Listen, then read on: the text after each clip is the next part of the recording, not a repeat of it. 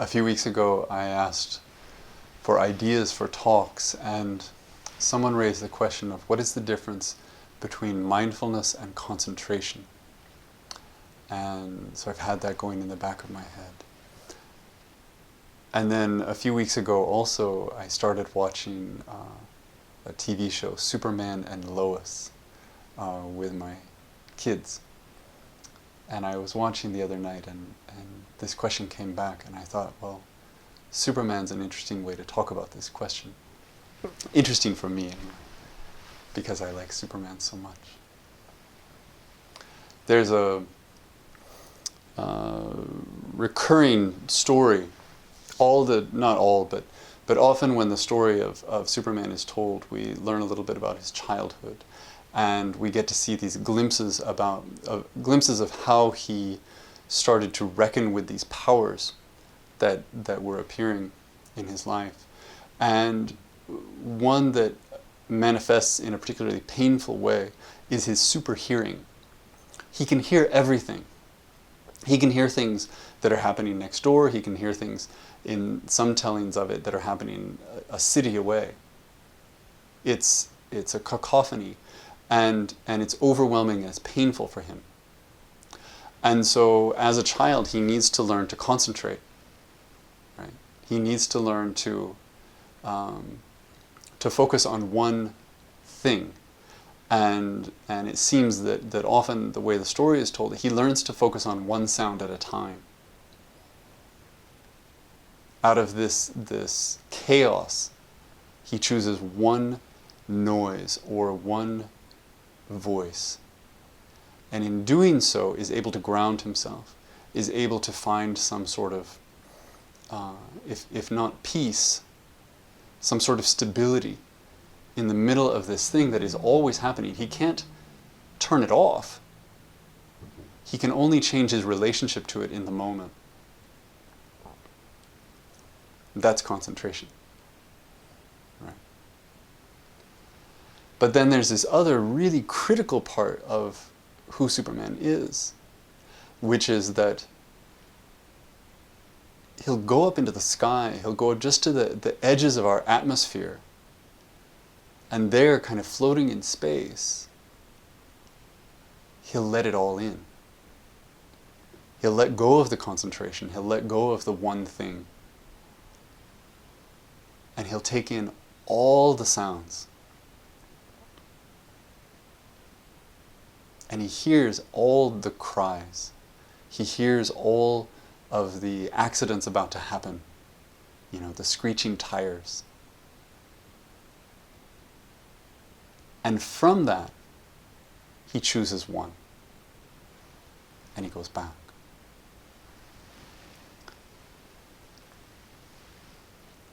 Most Buddhist traditions they share a vocabulary for this, and I'm playing a little fast and loose with these terms, but concentration is usually referred to as shamatha practice. And we can learn shamatha in various ways.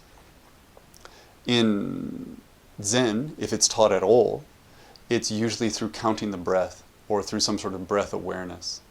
It might also come through just counting, period, but usually it's tacked to the breath in some way. So, for example, when I was first taught to sit in Zazen, I was taught that I inhale, and as I exhale, I think 1. I inhale again, and as I exhale, I think 2. And I do this up to 10, and then I go back to 1. If I lose track along the way, I just go back to 1. And I do lose track along the way, because it is a concentration exercise. It's the simplest thing, but it's actually quite hard, in part because we're doing it in slow motion, right? We're breathing slowly, and we're asked to hold on to this number 1 for a long time, and this number 2 for a long time. And so we go into it thinking, this is silly, and then we leave, and we realize that concentration, even without distraction, external distraction, is quite hard. Why? Because there's so much distraction already. There's an unbelievable level of noise. Right? We're all experiencing it all the time. We're talking to ourselves all the time. We're holding what we're about to do and a memory and a vague feeling and the work that we didn't get done, all of these things are kind of shouting at us. And we learn to function within that. We learn to do the dishes, and we learn to cook dinner, and we learn to drive. But with varying degrees of skill in terms of relating to that noise as it's happening. And the fact is that it can sometimes become overwhelming. And then on the other side, there's this, what we call Vipassana, which is like a spacious awareness. It's letting all the things in, as opposed to choosing one. It's a kind of, there's a vulnerability to that, right? We aren't protecting ourselves. We aren't saying, it's going to feel like this, or I'm going to rest my gaze on this. All the things that are happening, all those voices, all those sounds are going to enter simultaneously, and we're going to let that be as it is, without judgment and without trying to shape it. And so these two things, these two practices go hand in hand. They're not in tension with one another, but they're treated quite differently. And it's often the case that shamatha is taught early as a preliminary tool, but it doesn't have to be that way. Some people go to Vipassana directly, some people are taught them at the same time. And again, I'm using these in very broad ways.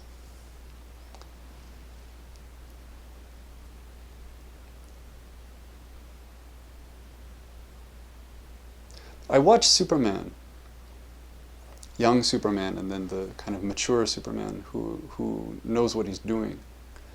And I become really interested in this balance.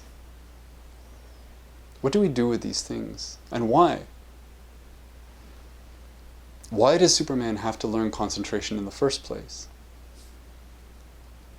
He has to learn concentration because the world is overwhelming. He has to learn concentration because without it, he'll go insane. His basic state is to be completely receptive to everything, which, we use that kind of language in this practice. We talk about that receptivity. We talk about that vulnerability as if it's a positive thing, as if it's something to aspire to. But then here's this story of a boy who can't control it. He can't choose the vulnerability, and it tears him apart, and he has to find another way. A question I get asked a lot is Zazen okay if you're suffering from depression, for example? Or should you not do it? It's always a hard question. I don't think there's a simple answer necessarily, or an answer that addresses everyone's circumstances. But often, the careful answer will be to say, don't sit, don't do Zazen. And the reason is because we associate Zazen with this spacious awareness, with more of the Vipassana side. And that can be overwhelming. It can feel like too much. Especially if the noise in your head is already negative, if it's despondent, if it's critical. Giving an open space for that cacophony is maybe not beneficial. So we'll say, wait, do something else. But another response, another possible response would be, yes, meditate, but take up the concentration side.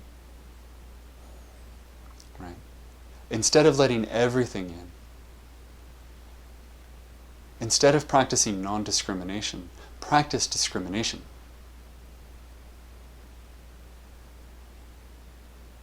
There's the counting of the breath. There's the observance of the breath. Some traditions, you'll watch a flame. It's not that you're thinking anything in particular about it. You're just staying with it. Nothing but it. In some, there's a syllable that's actually written out. And you write it and you put it on a little stand in front of you so that it's where your eyes fall. And you just stay with that one character, that one syllable.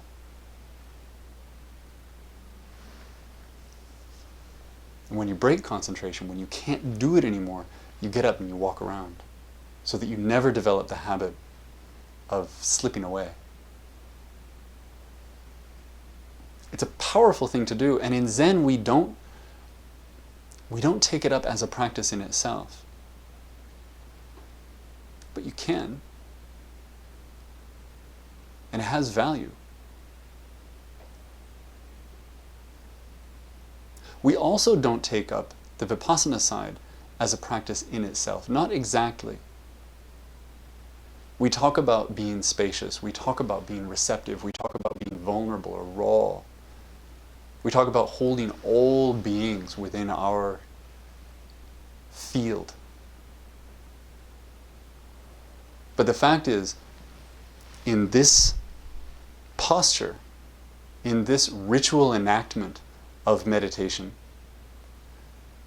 we are also told that we should hold our hands just like so, and our eyes just like so, and our shoulders like so, and our back like so.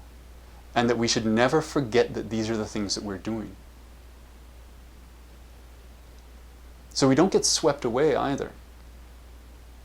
We have these points of grounding. We're being held down in that great swirl of noise and thoughts. So the Chan teacher Guo Gu, he speaks very eloquently to the argument that Zazen is doing both at the same time. We're doing shamatha and we're doing vipassana, and we're doing them simultaneously, anchoring ourselves so that we can be present in that way, so that we can be receptive in that way. But again, just because that's what this practice looks like, it doesn't mean you can't explore them individually.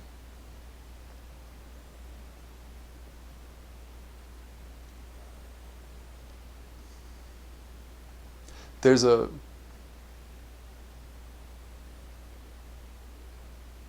heartbreaking side for me to watching this played out through the character of Superman. Right?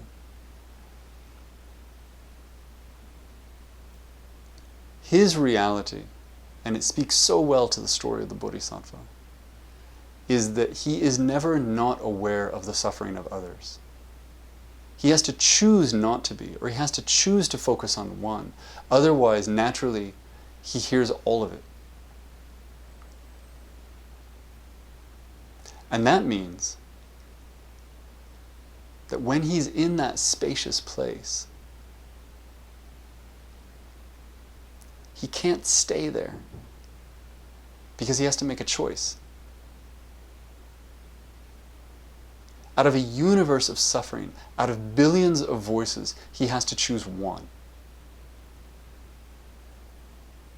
And he flies down from the edge of the atmosphere to that person and tries to help, and then he can come back. And he can do another, and another. And it seems so heroic, and yet at the same time, if you're him, you understand that in the time it took you to save that person, you lost another.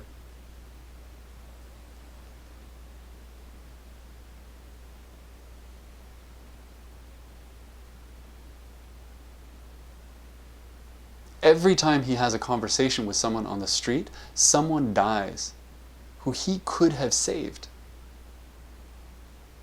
And he knows it.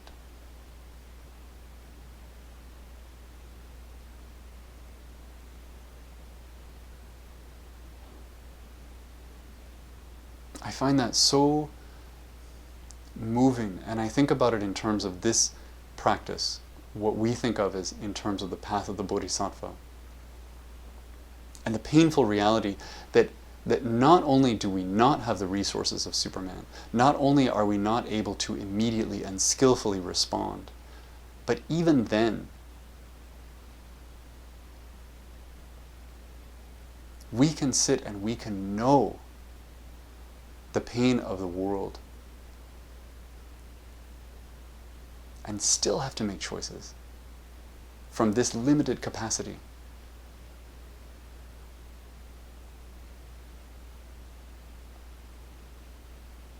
We go into that big space where we feel that collective pain, and then we come back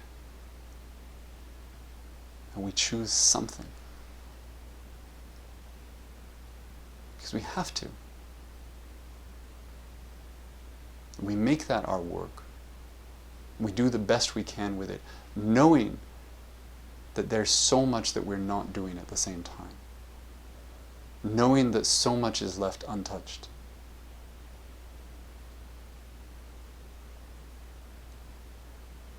We can't take care of the whole world. And so instead, we take care of what we can, and we take care of this moment, which is the last thing that I wanted to mention. Because the original question was, what's the difference between concentration and mindfulness? I've talked about the difference between concentration and this open space. Mindfulness is the thing in the middle. Mindfulness is the way that we move through an ordinary activity, not one of perfect concentration, not one of total receptivity, but incorporating what we can from both.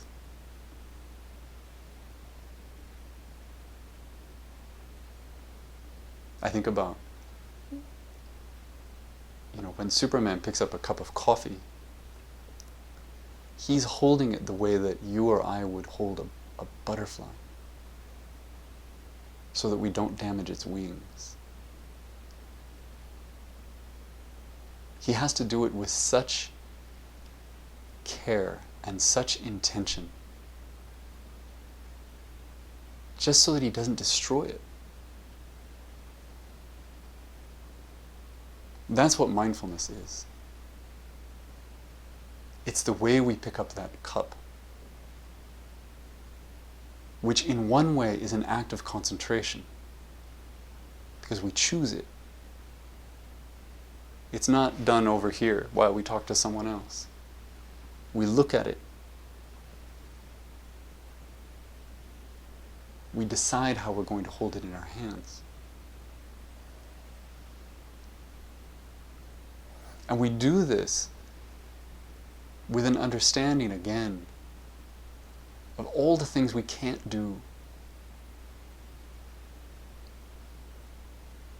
The many, many things to which we can't in that moment offer care. So we offer care to this thing in front of us. This cup of coffee, this person, this set of keys, this steering wheel, this step.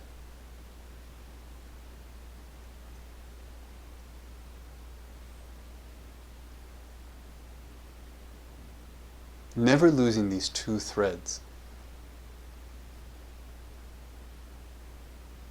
Never losing the thing that is keeping us grounded and sane.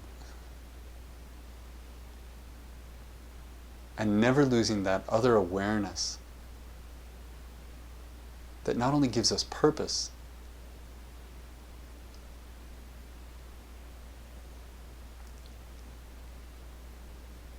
but keeps us honest in relationship to the cries of the world.